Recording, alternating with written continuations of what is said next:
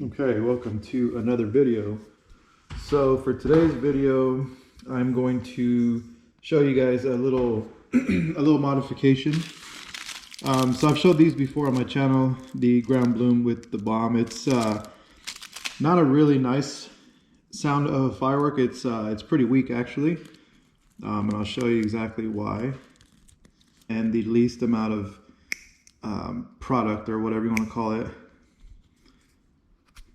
And here's exactly what goes inside of these things. I think there's usually two, but no, actually it's just one. And you can see the little tiny fuse in there. So what it is, it's the, So what it is the, it's the composition, which they only fill it like a quarter of the way, so it spins. Then it's got like this little tiny fuse in there with the little pacifier hole, and then this is your salute, if you would. Very small. There's nothing much to it. We can see how much powder's in there, and that's pretty much a mixture of the powder, clay, and then the flash. So that's why I make my own flash, because you can actually make these much better by putting some of yours in there, and then they actually sound louder. But so what I ended up doing was, for the smaller ones like these are actually a 3/8 inner diameter tube, and like I said, these are 5/16, so a little bit bigger, but they still fit in here, and I'll show you. So I actually made one earlier, which is just black powder pressed up until that line there, filled it a little bit of flash. Then I used one of these little, these are for the 1/4 inch ones, but they still fit in here. So I put some flash in there and I glued the top closed. And it still fits. You just got to turn it to the opposite way, but it'll still work. And this one should get a lot more performance than your standard ground bloom. And then this one actually has a nice salute in there. I'm going to add the salute to this guy anyway, but just to kind of show you how that works.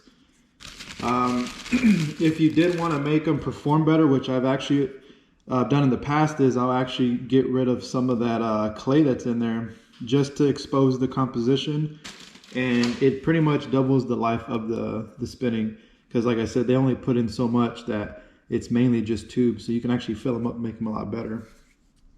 But let's see if that fits in there. Yeah, it kind of does. So like I said, all I do is take a little bit of flash. This is your standard flash, which I've shown on my channel many times, but we're going to make them a little bit better.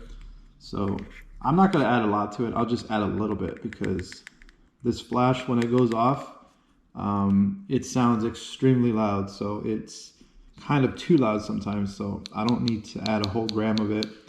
I just add a little bit in there, and just to give it some sound, which is going to be 100 times better than the way they sound with these little guys.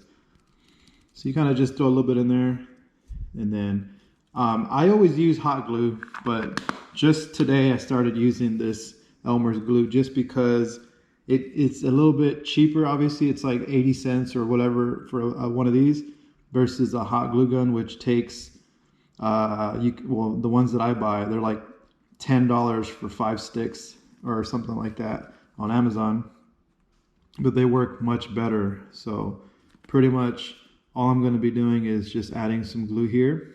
From now on, I'm not going to really use the Elmer's glue. So the nice thing I like about these is, yes, they are for the 1/4 inch tubes, which they fit in there very, very snug. But for the 5/16 and these little 3/8, they fit in there pretty good. So that's a nice little end plug that you get there. And I got these off of Pyro Creations, which I've showed in a different video. It was a 100 pack for, I can't remember, like $5 or something. So then you just kind of glue this in place. I just kind of fill up that little pocket or whatever, and then kind of spread it just a little bit, and that just kind of makes it seal it in, so that way the plug doesn't pop out. That's why I use the hot glue, because it fills in and it cures pretty fast. This glue, it just takes a while to cure, and that's pretty much it. So I'll let that dry, and then when this thing goes off, it is an actual I mean, I don't want to really say that word because, you know, with everything going on these days, but yeah, you get the point. So this is actually going to be a lot better. So ground bloom with the flash. So even though I can tell what it is because it has the glue, I still write on there because I could easily just grab this and light it and not suspecting anything. I don't want my son to be next to it when it goes off because these things are very loud. So it's the next day and this actually kind of dried out a little bit, so that's good. I'll probably throw a piece of gum tape over it just to make sure that it stays sealed. That's one thing you have to keep in mind whenever you add flash. It's strong enough to blow out the plug and then it won't go off. So you definitely want to do something to reinforce that. So as I showed before in the videos, I'll just go over it really quickly again. You want to look at the way the wing is facing. In this case, they go upside down. So you can see on the right here, the wing is facing up. So you want to orient that flame and then just kind of think of how it goes. So if it's spraying out this way, it's going to push like that. So every time it makes a rotation, you want this right wing to lift up, and that's what causes it to lift. So that should be it right there. And then I'll do a demo on them coming up here tomorrow. I am going to be posting a video here soon.